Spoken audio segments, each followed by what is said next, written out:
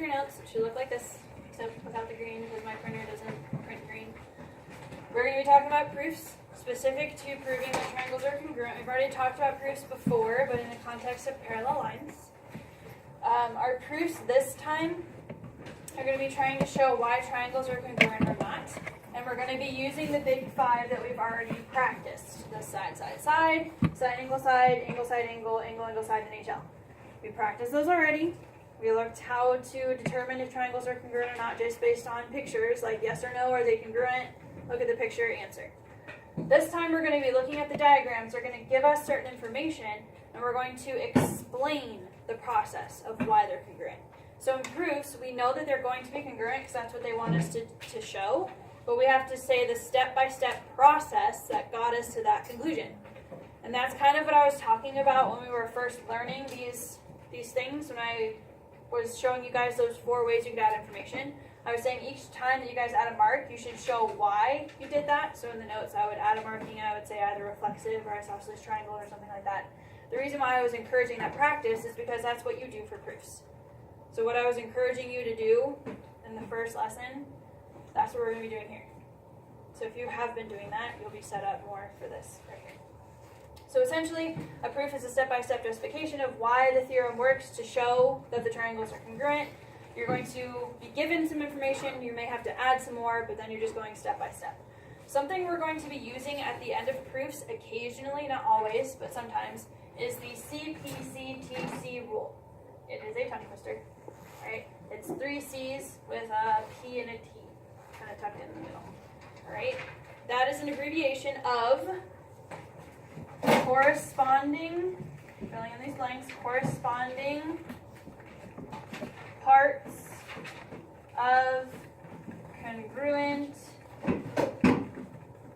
triangles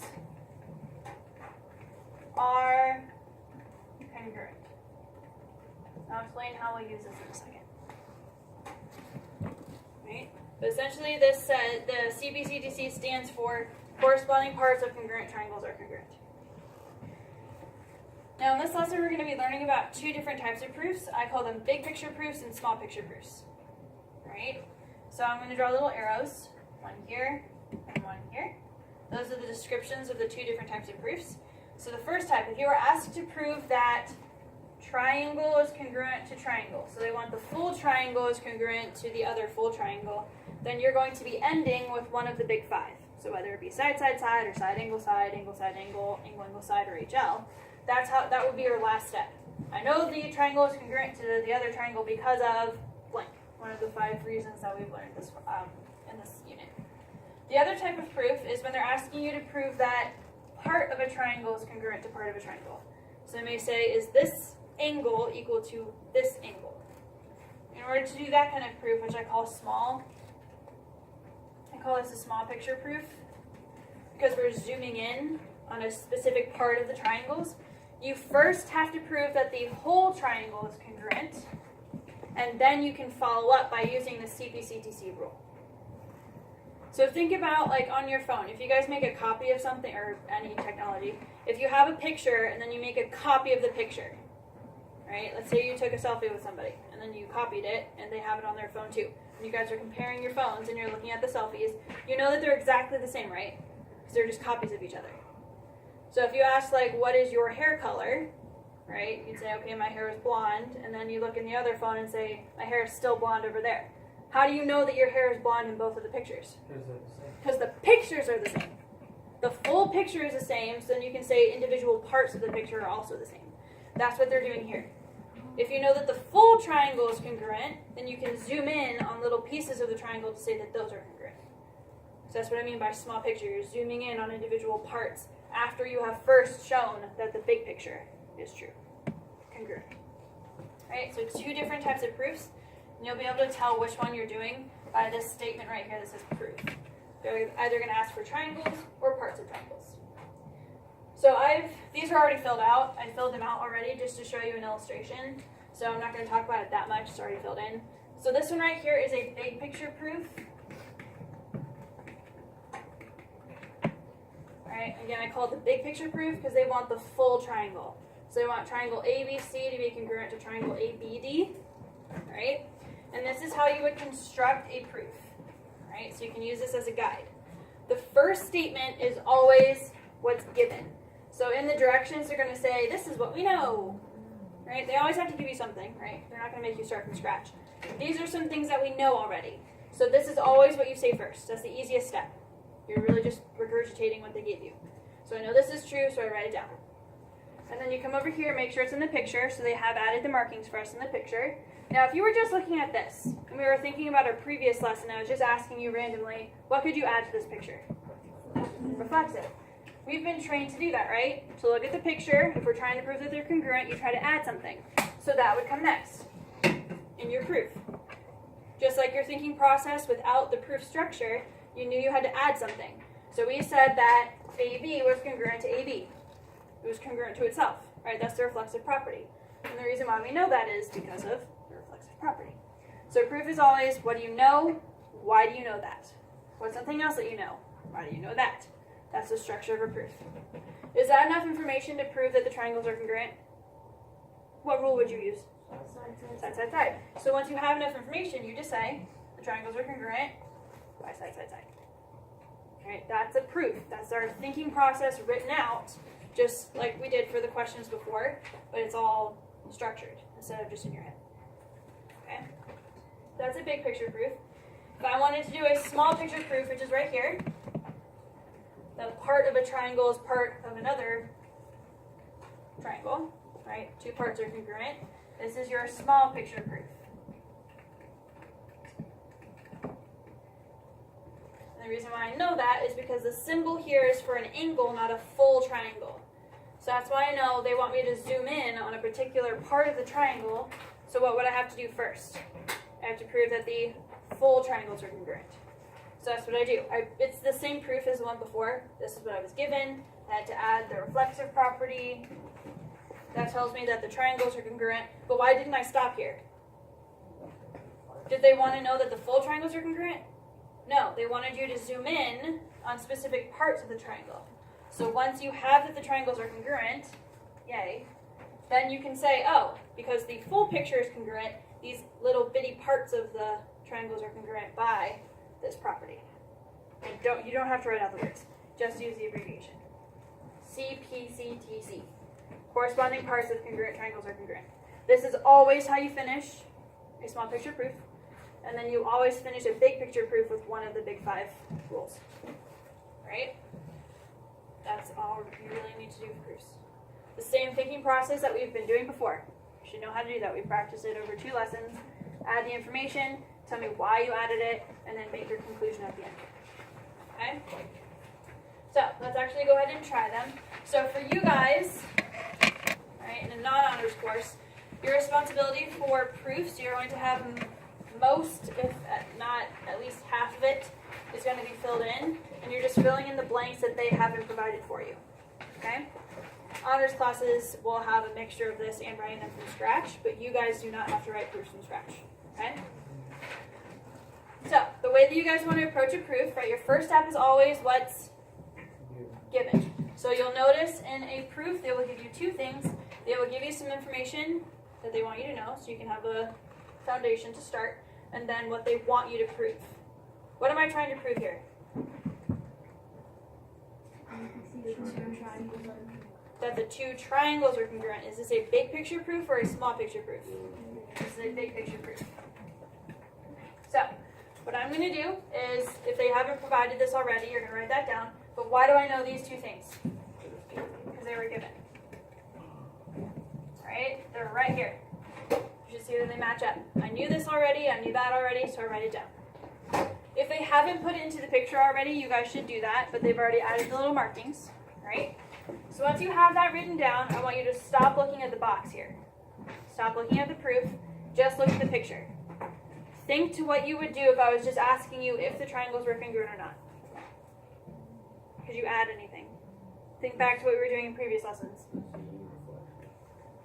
Okay, one at a time. Okay, so we have reflexive.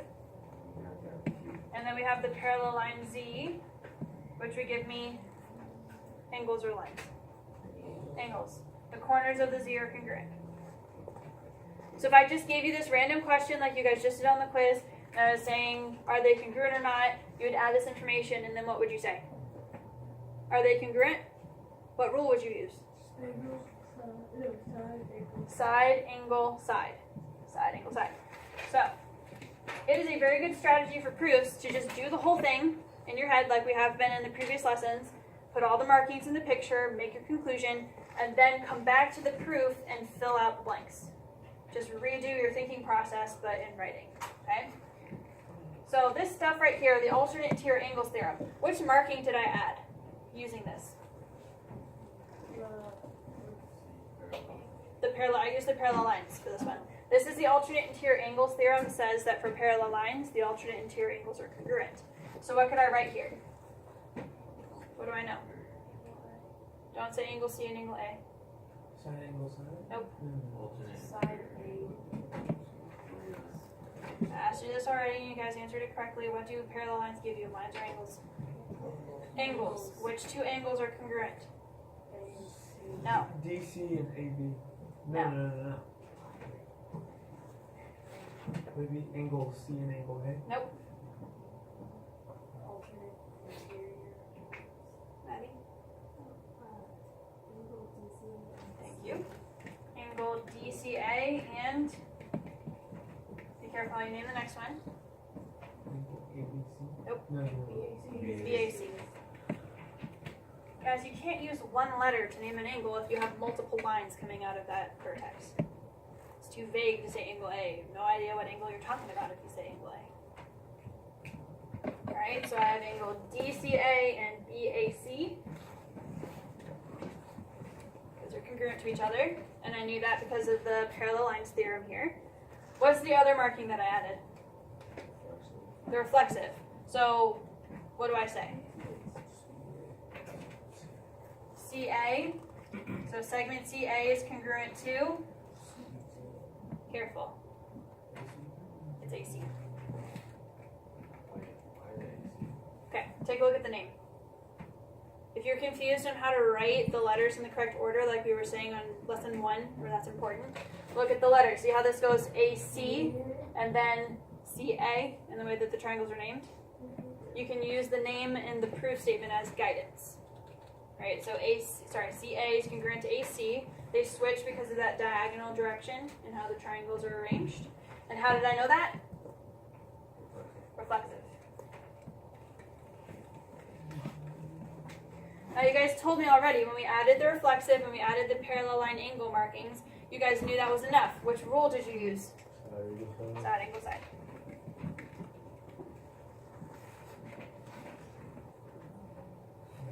So what a proof does is it takes that process you guys were doing primarily in your head for the past 2 lessons and getting it written in writing, formally. That's all that a proof really is. So you guys know how to do this, so we've been practicing it. All you have to do now is figure out how to write it down in words. Okay, just like we did on that writing assessment where I had you guys solve that question and then write it out step by step. That's kind of what a proof is, writing all of your thinking out step by step. You know all of this in your head. You just may not know how to write it. So that's what we're practicing right now. Okay? Alright, next one. And it really just takes practice to get proofs. Alright, so here's another picture. I went too far. What's the first thing that you want to write for a proof to get your foundation set? The given. So you've taken this little section right here that they told me already, and they slapped it right here, step 1. How do I know that? Because it was given. That should always be the easiest step to get done. They're going to give you information, write it down, say it was given. You're good. Alright? Now what we're going to do is we're going to step away from the proof. Don't look at the box anymore. We're going to look at the given, we're going to start adding information to our diagram, make our conclusion, and then revisit the box to start filling stuff in. Alright? So something that I know is that segment BM is perpendicular to segment AC. What does perpendicular mean? Right angles. Okay? So look at your picture. I have BM right here, and I have AC right here. So how could I add markings in here to say that they're perpendicular? Little boxes, right? That was our definition of perpendicular that we've seen before in these pictures. So you have the little boxes because they haven't done it already. Sometimes the question will add the markings for you. Sometimes you have to do them yourself. Okay? So I put the little perpendicular marks. and then I have M is the midpoint of AC. How could I represent that in the picture? What does it mean to be a midpoint? It's in the middle, so how could I illustrate that on here? The two dash marks on like A in between, kind of like What segments? AM and AC. I mean M C. Okay. So because this is in the middle, a midpoint splits it in half, so I know these two are congruent.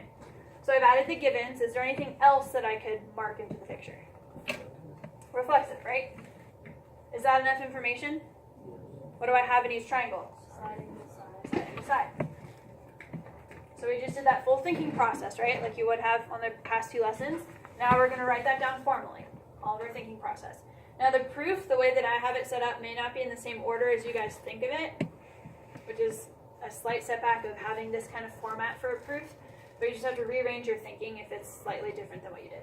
So angle 1 and angle 2 are right angles. How did I know that?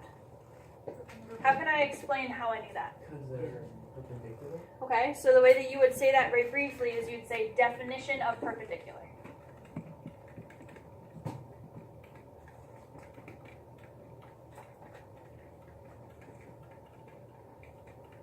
You recognized the word, you knew what it meant, and then you represented that with markings in the diagram.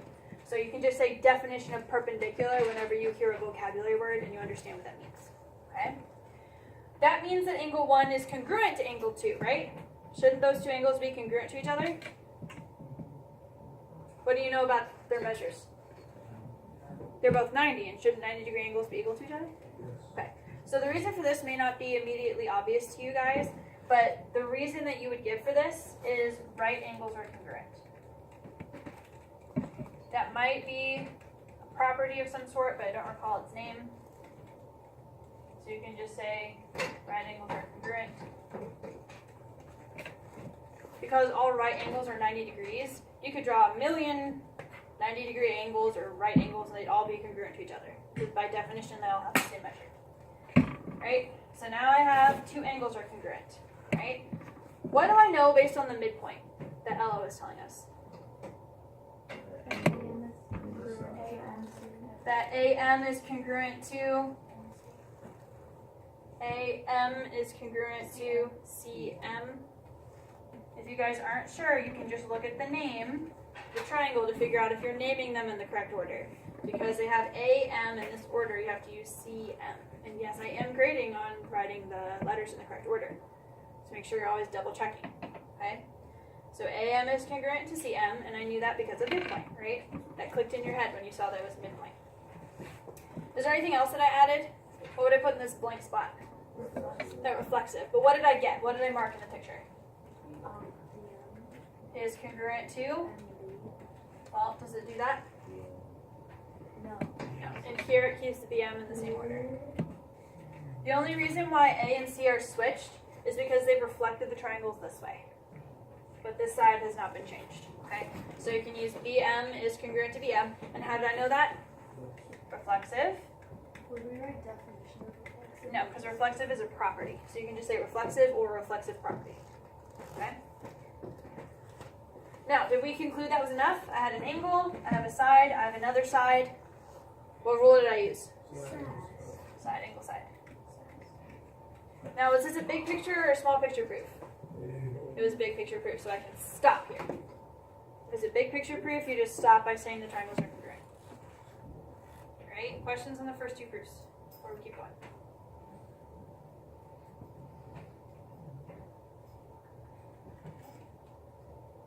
Alright, next one before we turn the page. Is this a big picture or a small picture proof? Big. Why? It's asking for the full triangle. And you can figure that out by looking at the prove statement. I'm trying to prove that 2 triangles are congruent. What's the first thing that you always write down? The given, which is right here. So you're going to take this guy and write it down unless they have already. And the reason why I know that is because it was given. Right? Once you've written this, stop for a second, go back to the picture. Right? I know that our P bisects angle QRS, which is right here. What does that mean? Okay, so how could I represent that in the picture? That it was this angle is split in half.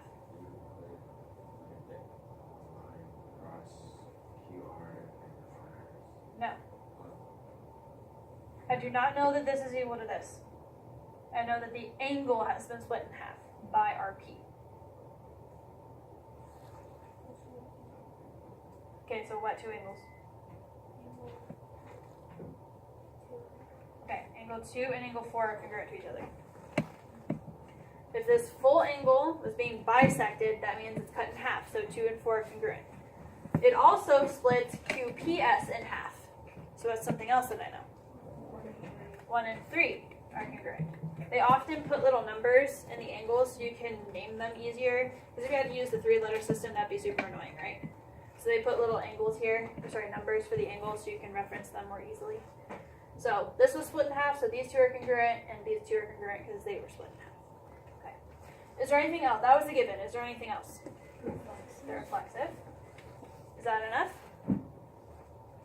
Maybe. Yeah. What do I have in each triangle? Angle, side, Angle, side, angle. So I can prove that the triangles are congruent by angle, side, angle, just like we were doing in the previous lessons. Once you've gotten to that conclusion, now we just have to write down our thinking. Alright? When you guys saw this, what's the first thing that we said? You read the given, we started adding information. What's the first thing that you said? Okay, which two angles? Two. Are, yes. We said angle 2 and angle 4 are congruent. We looked at bisect, we looked at the picture. We know that bisect means cut in half, so we say they were equal to each other. So what would I give as a defense? What about the given made us do that? What word? Bisect. So what do you think I would put here? Definition of bisect. If it's ever a vocabulary word, whether it's midpoint or perpendicular or bisect, you just say definition of and then the word. Okay? Alright, so I got 2 is congruent to 4. What else did I get from the picture?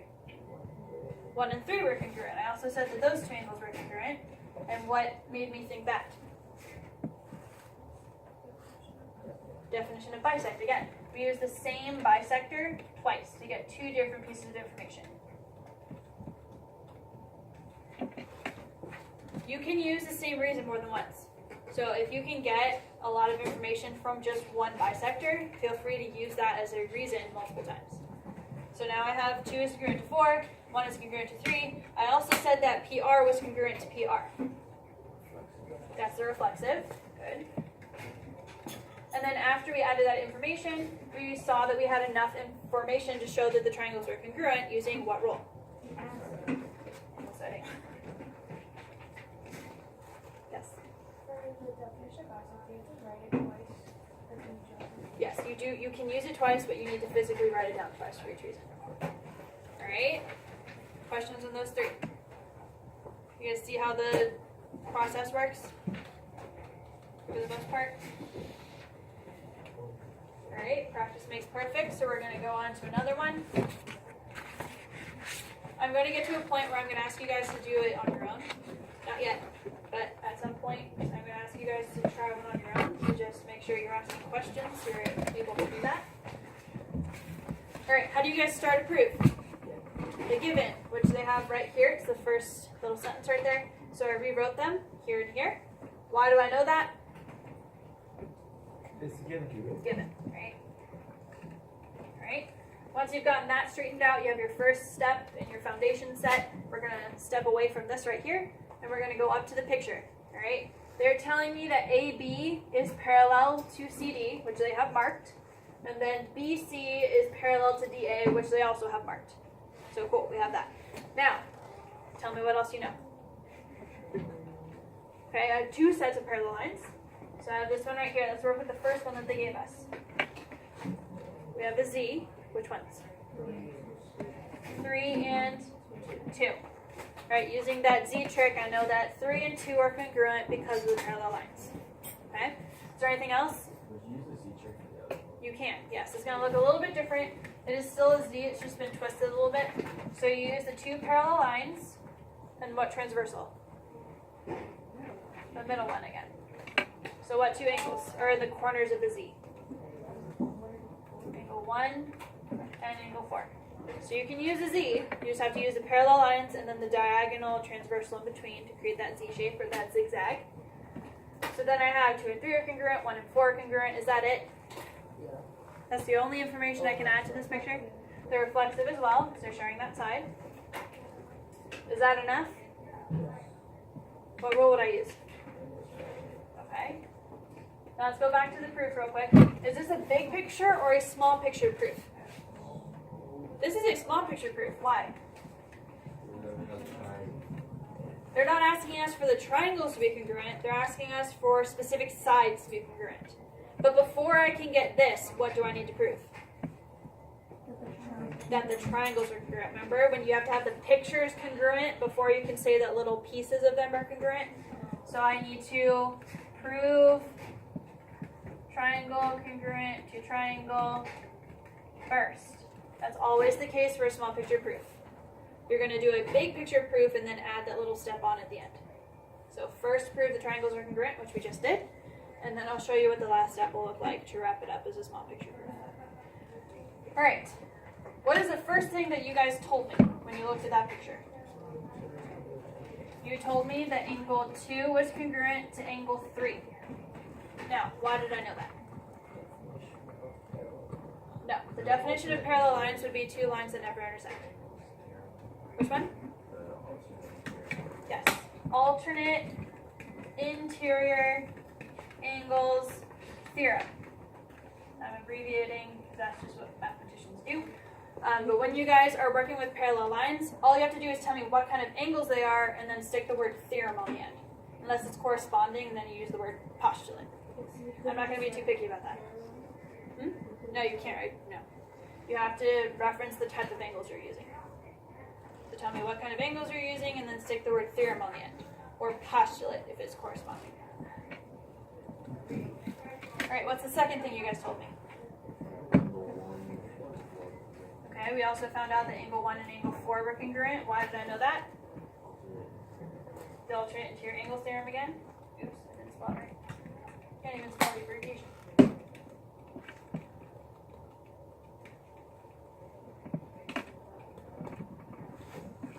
Okay. What's the third thing that you guys told me? Okay, which was what?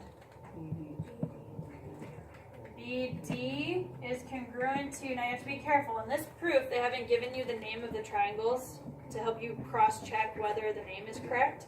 So you guys have to be really, really careful. Do you guys see how these angles have been switched? They're not next to each other, but they've been swapped?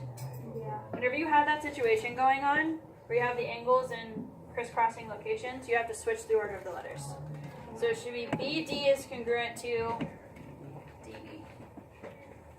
That's a little visual trick you can use if they've been switched like this, so they're diagonal from each other. That's when you have to switch the letters. When they have a little parallelogram kind of picture like this, but the 2 angles are switched. So like alternate interior angles. Yeah, so when you have that alternate interior kind of set up, B is corresponding to D in the other triangle. See how this is the red angle in this triangle, but this is the red angle in this one? So D and B are corresponding, so they switch orders when you write them. Those are 2 separate triangles. Yes, if you separate them, yeah. Alright, and again, you guys knew that because it was reflexive. Oops.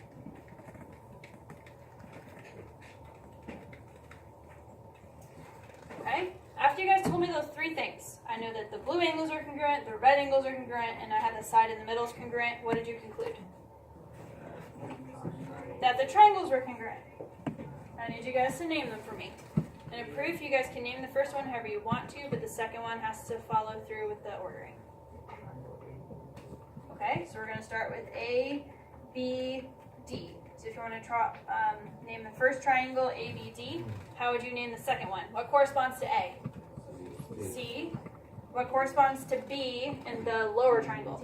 D. And what corresponds to B? Sorry, to D in the lower triangle? B. And it's important, see, you wouldn't have been able to figure that out if you hadn't put the markings in the picture. You guys remember when you have the little double and single markings that helps you figure out what angles correspond to what? That's why you have to make sure you have the markings in the diagram first. And we use the angle side angle rule. Now, right here would be the end of a big picture proof. But you guys noticed this was a small picture proof. So once I know the triangles are congruent, I'm going to go one more step to say that the corresponding sides are congruent. And you guys remember what the reason is for that? Why can I say that specific parts are congruent? Whatever that long one was. C, P, C, T, C. C, P, C, T, C. Corresponding parts of congruent triangles are congruent. Do we have to remember that word? Yes. Yeah. C, P, C, T, C. It is a tongue twister. C, P, C, T, C. Another Roman's phone. Alright, so that's how you always finish a small picture proof. You do this first, and then you wrap up with that last statement right there. Okay? Questions on that? We are going to do one more together. And then I'm going to let you guys see if you can do a couple on your own, alright? One more together. We're going to try this guy.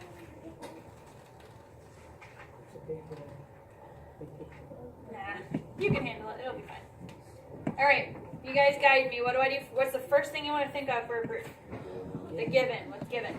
So they're either going to write it for you or you would write it yourself. And then what's the reason? Given. What do you do now? Look at your diagram. Forget this for a second. Look at your diagram and start adding information. Right? And the way that you do that is look at the given first. GF and KJ bisect each other at the point P. Hold on. Use the given first. I know, that's what I'm using. No, they're saying that they bisect each other. Segment GF bisects KJ. How do I illustrate that into the picture? So they're both. They're cutting each other in half. Bisect means to cut in half, so they're cutting each other in half. So FP would have a dash and PG would have a dash. Okay. KP was like two dashy things, and PJ. Okay. Yes. So when they bisect each other, it means that wherever they meet, where they're crossing, they're cutting each other in half. Okay. That's what it means to bisect each other when you have two things in the sentence. Now, Oscar, what do you notice? Oscar, is there anything else you can add? Vertical angle. Yes. I notice I have vertical angles. Vertical angles are congruent. Is that enough information? What do I have? Side angle side. And then this is a big picture. Is this big or small? Big. It's a big picture proof. So I just need to finish by saying the triangles are congruent. Alright? So now, you're going to take all the stuff that you just put in the picture and you're going to write it down. Alright? So what's the first thing that you guys... No, F and G are points. F, P is congruent to, careful, GP. look at the name. FP is congruent to GP. Now the reason why, if you look really carefully, see how F is way over here? Shouldn't that correspond to this point right here? So when you name it, you go from F to P, and then you have to start with the corresponding angle G to P. Right? So visually analyze the picture or look at the name to figure out how the letters should be arranged. Right? And how did I know that? Definition of bisect. We use that word to know that they cut each other in half, so that's what we're going to use as our reason. What else did I know? KP. Yep. KP and JP. Again, looking at the diagram to match up corresponding vertices or using the name, I know that they are congruent by definition of bisect. So cool. We got the single marks, the double marks. What else did we add? No, we don't have a reflexive in here. We have vertical. So how would you guys express to me that marking that you drew in the picture? Nope, that's too big. What did you do? Name the angle correctly, please. Vertical angles. I know, but how, I have the little marking there. What did I say was congruent to what? FPK. FPK. Oops. JPG. Hold on. So if we start with PK, we go from this angle, or sorry, vertex to vertex to vertex. How would I name the appropriate angle in the other triangle? I wasn't listening. JP. No, what corresponds to F? G. G, what corresponds to P? PJ. Yes. CJ. And again, you can either look at the picture or the name and it will line up all the letters for you. Right? Now, what do you think I would write here? Now, I know you guys, your instincts are to say definition of vertical angles, but it is the vertical angles theorem. So the definition of vertical angles is just two angles that are across from each other with intersecting lines. The definition does not mention anything about them being congruent. So you can write one of two different things. You can write vertical angles are congruent. You just write that, vertical angles are congruent, it's something we know. Or you can say vertical angles theorem, because that's the name of the theorem that says that, right? That's the definition of right angles though. You use definition of perpendicular, not right angles. Vertical angles theorem. So you have two different things you can write, either vertical angles are congruent or vertical angles theorem. Yes. Why don't you write the definition of perpendicular? The lines are not perpendicular. We don't have perpendicular lines. Perpendicular create the 90 degrees. Right? And what's my reason that the two triangles are congruent? Side angle side. What is your Oh, I'm already back. I think so they're gonna give you that like something. Nope. This is not honors. I still want you guys to try it on your own. If you can do this, then the stuff that you'll see on the SOL and the test will be way, way easy. So that's why I'm challenging you guys in the notes, right? So I want you guys to see if you can figure out this one all by yourself. I'll walk around and help you if you need some guidance, but I want you guys to give this one a shot. Right?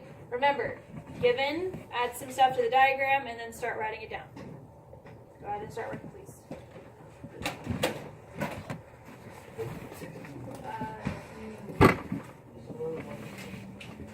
You should have been responsible in writing some down. When you come back, I expect you to get that done. So go and come back quickly.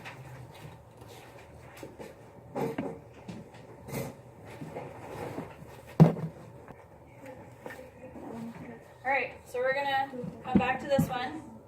So remember, for a proof, you always start with a given. So everybody should have at least had this.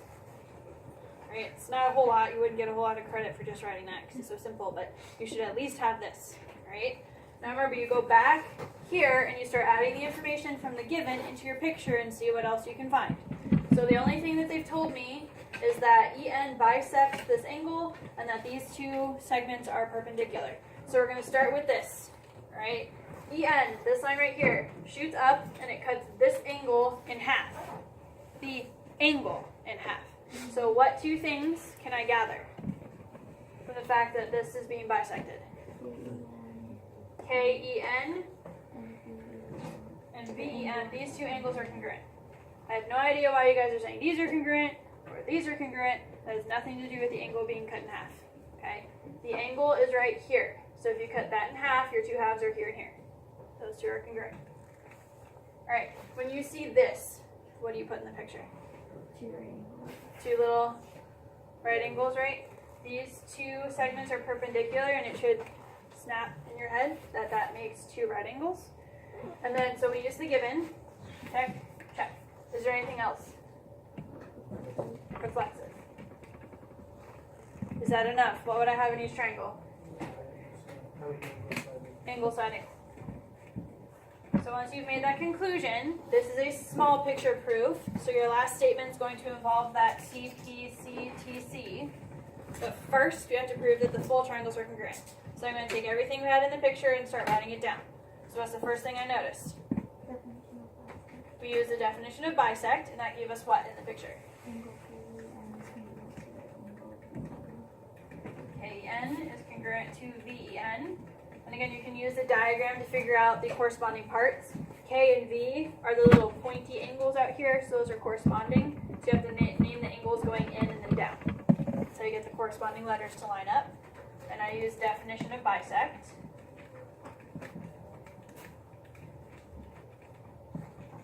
Okay.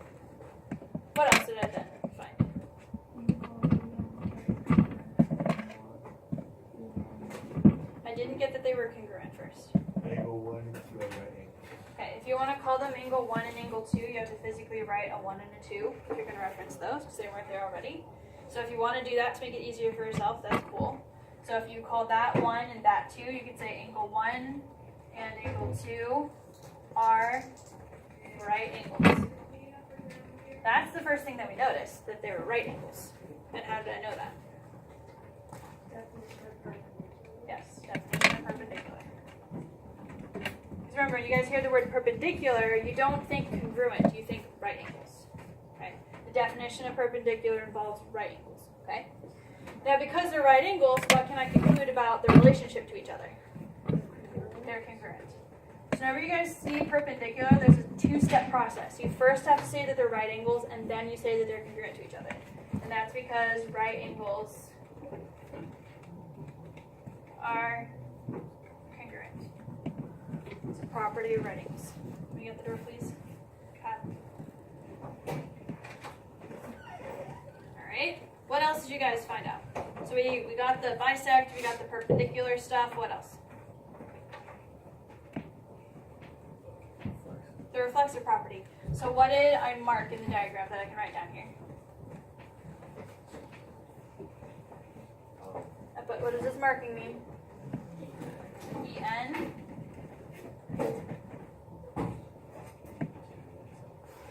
Okay, so it's equal to itself, so I just write it twice, right? En is congruent to En. Because it's not that weird parallelogram zigzaggy thing, you can just use the letters repeated like that. And this is a reflexive. Alright, was that enough information? Boom, boom, boom. Once I did that, what did I conclude? Triangle EKN is equal to triangle EBN. Yes. You can name the triangles however you want to with the first one, but if you name it EKN, you have to use the corresponding vertices and name the other one EVN. Or however you guys named it, just make sure the points are all lined up. And how did I know that the triangles were congruent? Angle, side, angle. Now, this is a big picture or small picture proof? Small picture proof. So I'm going to zoom in on these two things right here. That segment KE is congruent to segment EV. After you've proven that the full triangles are congruent, what's your reason to say that the little pieces are congruent? C, P, C, T, C. That's always how you finish a small picture proof. Yes. Could it also be side angle side because E and bisects KV? No, it doesn't say that anywhere. Given? Nope, it doesn't say that E and bisects KV. It says the angle. What about the one below it? This is what you're trying to prove. The one below that says perpendicular. That's perpendicular. Oh. They're perpendicular to each other. Oh, okay. Yeah, so we don't know that these two pieces are congruent because they haven't given us that, and it's not one of the 4 reasons that we can add information. Okay? So that's proofs, right? You guys will not be expected to do a whole lot of these. I think I have like 1 or 2 in the homework of shorter versions. But the proofs you guys will be expected to do are the fill-in-the-blank ones. So there are several in the homework for you guys to practice with. We will have a quiz, and it is on the test. Okay? So make sure that you're practicing this. Ask me questions if you're not sure. But remember, the process is just the same as we were doing before. Look at the picture, add markings, decide whether they're congruent or not. You just have to figure out how to articulate that in words in the proof. Okay? Any questions for now? Alright, we are done. We don't have time for the graded assignment today, so we'll